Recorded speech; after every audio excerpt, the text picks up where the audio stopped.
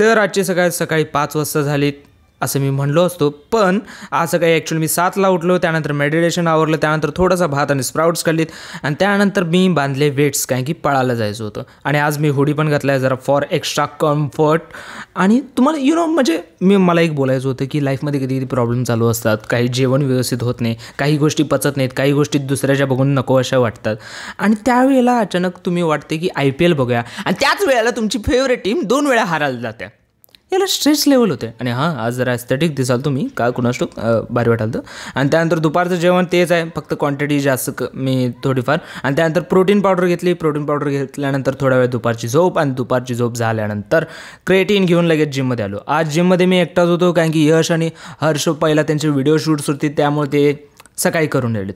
आणि त्यानंतर बॅकसाठी हॉरिझॉन्टल पूल, एक व्हर्टिकल पूलला यावेळी जरा स्ट्रेस झाला, कारण की हेवी वेट मारणं अवघड जात होतं. त्यानंतर हायपर एक्सटेन्शनचे टोटल 4 सेट मारलेत आज. जरा हायपर एक्सटेन्शनला जास्त हिट मारलं आणि 10 किलोचं वजन पण घेतलं.